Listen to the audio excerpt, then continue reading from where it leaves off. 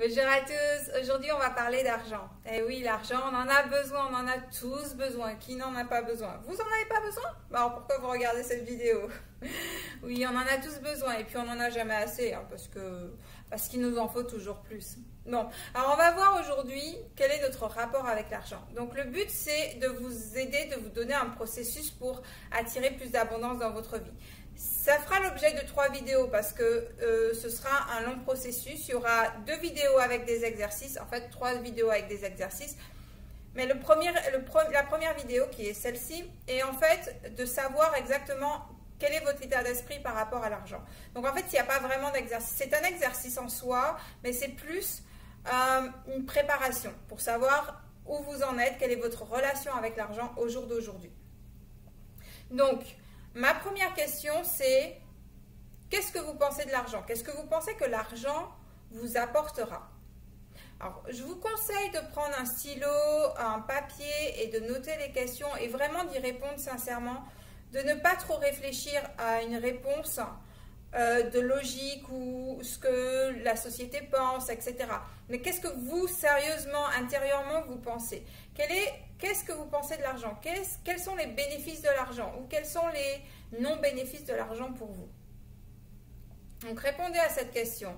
Est-ce que le fait d'avoir de l'argent, ça vous permettra de voyager, d'être plus indépendant, de vous sentir en sécurité, etc. Quel est le bénéfice d'avoir de l'argent pour vous? Posez-vous cette question. C'est la première question.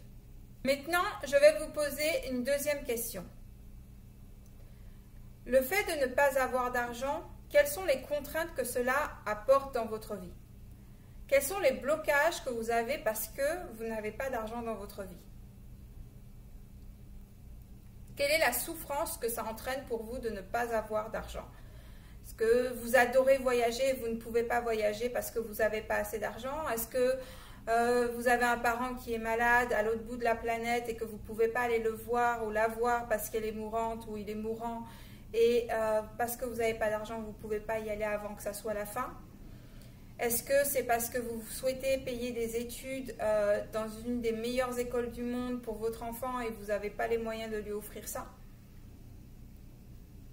Est-ce que c'est parce que vous n'avez pas de quoi acheter des produits frais pour mettre dans votre frigidaire? Vous êtes obligé d'acheter du surgelé? Ou faire des sorties avec vos amis, vous êtes tout le temps obligé de refuser parce que vous n'avez pas les moyens de payer quoi que ce soit? Demandez-vous quelles sont les contraintes que cela engendre. Ressentez la peine que cela vous fait de ne pas avoir d'argent. Ok. Maintenant, donc, notre première question, c'est quels sont les bénéfices de l'argent? Donc, qu'est-ce que vous pensez de l'argent? Donc, vous avez dû mettre fort probablement plus de choses positives que négatives dans votre première question.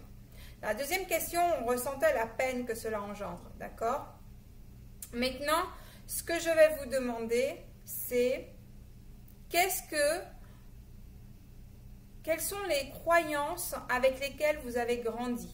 C'est-à-dire, qu'est-ce que les gens vous ont inculqué par rapport à l'argent quand vous étiez petit? Quel était votre rapport avec l'argent quand vous étiez petit? Quelles sont les phrases clés que vous avez pu entendre quand vous étiez petit? Listez-les toutes, c'est vraiment très important de tout mettre. Quelles sont toutes les croyances avec lesquelles vous avez grandi? Quelles sont toutes les croyances que vos amis à l'école, vos collègues de travail, vos patrons, vos parents et vous-même vous avez pu acquérir avec vos propres expériences? Listez-les toutes. C'est la troisième question. Maintenant, on va passer à connaître le bénéfice d'avoir de l'argent. Donc, imaginez que vous avez une somme astronomique sur votre compte et imaginez tout ce que cela vous apporterait dans la vie, tout ce que vous pourriez faire avec. Qu'est-ce que vous feriez avec beaucoup d'argent? Quel est le montant idéal pour vous? Alors, ne montez pas dans des millions si vraiment dans votre tête, 1 million, c'est beaucoup trop. Allez à un niveau où vous vous sentirez confortable. C'est-à-dire, par exemple, je vais vous donner un exercice rapide, d'accord? Un premier exercice rapide. Si je vous pose la question, est-ce que pour vous c'est facile de gagner 50 € ou dollars ou pounds en un mois. Vous me direz, oui, c'est facile, je me sens confortable, c'est facile à faire. Est-ce que gagner 500 euros, dollars, pounds, c'est facile pour vous? Vous me direz, oui, c'est facile aussi. Est-ce que gagner, donc on monte à 1000, comment vous sentez-vous? Prêtez attention à vos réactions physiques, à vos pensées, à vos sentiments. Quel est le sentiment que cela engendre si je vous dis que vous pouvez gagner 1000 euros, dollars par mois? Quel est le sentiment si je vous dis 2000? Est-ce que vous vous sentez confortable? Si je vous dis 3000, est-ce que vous vous sentirez toujours confortable?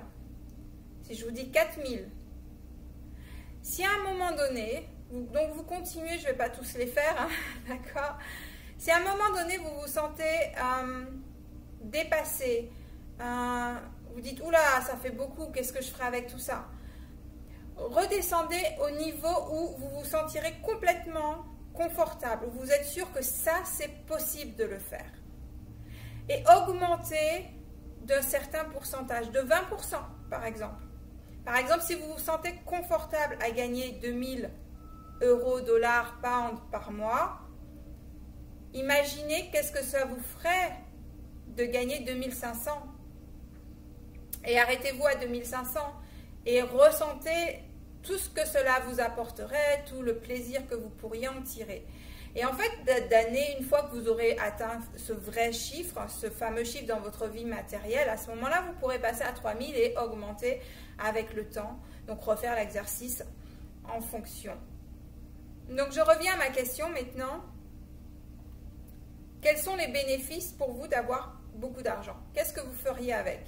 Est-ce que vous allez voyager plus? Est-ce que vous allez vous acheter une maison? Est-ce que vous allez vous acheter une voiture? Aller voir votre famille, payer des études à vos enfants? Quels seront les bénéfices d'avoir plus d'argent pour vous? Il faut savoir le pourquoi. Dire je veux beaucoup d'argent, mais vous voulez beaucoup d'argent, mais pourquoi? Si vous ne savez pas pourquoi, vous n'allez jamais atteindre cet objectif. Il faut savoir la raison pour laquelle vous voulez atteindre cet objectif. Et ça, c'est valable pour peu importe le sujet. Si vous ne savez pas pourquoi vous voulez quelque chose, vous n'allez pas l'atteindre. Donc, il est important de savoir pourquoi vous souhaitez avoir quelque chose en particulier. Donc, posez-vous cette question. Maintenant, on va revenir sur les croyances négatives. Donc, ce avec quoi vous avez grandi. Donc, maintenant, la question que je vais vous poser, c'est de reformuler la croyance négative. Alors, je ne vous dis pas de la supprimer parce que vous allez aller à l'encontre d'une croyance. Et on ne peut pas rentrer en conflit avec une croyance. Si on rentre en conflit avec une croyance, la nouvelle croyance que vous essayez d'implanter dans votre subconscient va s'effondrer.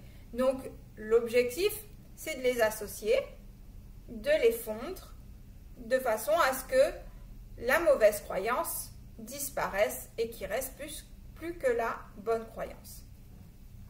Donc, l'exercice que je vais vous donner maintenant, c'est de reformuler vos croyances négatives. Je vais vous donner un exemple. Une des croyances négatives que j'avais, par exemple, c'est que l'argent ne peut pas tout acheter. Donc ça, c'est une croyance que j'ai grandi avec, tout le monde le répète en permanence, donc j'ai grandi avec et c'est une croyance qui m'appartient maintenant. Donc, comment changer cette croyance? Donc, j'ai repris cette phrase. L'argent ne peut pas tout acheter. C'est vrai, l'argent ne peut pas tout acheter. Mais l'argent peut acheter tout ce qui concerne des biens, des services. L'argent permet d'acheter tout ce dont je peux avoir besoin, tout ce dont les autres ont travaillé pour. Donc, je peux acheter ces services. Donc, il vous faut réviser toutes vos croyances et imbriquer de nouvelles croyances dessus. Mais pas en contrant l'autre, mais au contraire, en disant que c'est une... Ok, c'est vrai, ce que tu dis, c'est vrai. Mais voilà, ça c'est la nouvelle croyance que j'implante. Je vous donne un autre exemple? Ok, ça marche, je vous donne un autre exemple. Par exemple, les personnes riches n'en ont rien à cirer de ceux qui n'ont pas d'argent. Ils vivent dans leur petit monde et ça s'arrête là. Donc c'est vrai, ils ne se préoccupent pas de la personne à part entière, individuellement, mais ils travaillent à faire évoluer la masse. Donc, vous allez prendre par exemple des chanteurs, ils vont pas écrire une chanson pour vous, ils vont écrire une chanson pour tout le monde, pour que ça puisse toucher le plus de personnes possible. Vous allez prendre par exemple Bill Gates, il ne va pas construire un ordinateur spécialement pour vous, il construit un ordinateur pour la masse, de façon à ce que nous puissions tous interagir et avoir les outils que nous avons à l'heure actuelle. Donc voilà, donc après il y a différents corps de métier où les personnes sont très riches. Les acteurs travaillent pour notre plaisir, pour nous divertir. Les footballeurs ou peu importe le sport, ils travaillent pour nous divertir en exerçant leur passion en même temps, pour certains. Donc voilà, donc en fait tout est une question de perspective. C'est vrai que si on s'arrête à celui qui boit de l'alcool en permanence et se drogue, effectivement, on va dire, il pense qu'à sa gueule et il ne fait pas grand-chose, mais ça ne veut pas dire qu'il ne fait pas grand-chose. Peut-être qu'il fait beaucoup pour la société et qu'il est mal dans sa peau. L'argent ne crée pas le bonheur, mais l'argent, il contribue au bonheur. Donc vous devez voir l'argent comme quelque chose qui vous permet de réaliser vos rêves, qui vous permet de réaliser des choses pour le monde, pour faire avancer le monde. Si vous êtes pauvre, comment vous voulez aider les pauvres? Si vous êtes quelqu'un de bien, que vous êtes sûr que vous allez aider les autres, si vous êtes pauvre, comment vous allez aider? Comment vous allez partager? Donc il faut bien que vous ayez de l'argent pour pouvoir aider les autres. Même si vous donnez de votre temps et pas de l'argent, mais si vous voulez faire par exemple un voyage en Afrique pour aider des personnes qui sont dans le besoin là-bas, vous avez besoin de prendre l'avion, vous avez besoin d'un logement pour dormir, vous avez besoin de beaucoup de choses. Donc, si vous n'avez pas l'argent pour faire ça, vous ne pouvez pas le faire. Donc, l'argent contribue à faire de grandes choses. Donc, il faut avoir cette croyance à l'intérieur de vous. Donc, ceci est la fin pour la première vidéo. Donc, il restera 2 vidéos avec des exercices. Je vous remercie d'avoir regardé et je vous souhaite une bonne fin de journée et je vous dis à très bientôt. Bye bye!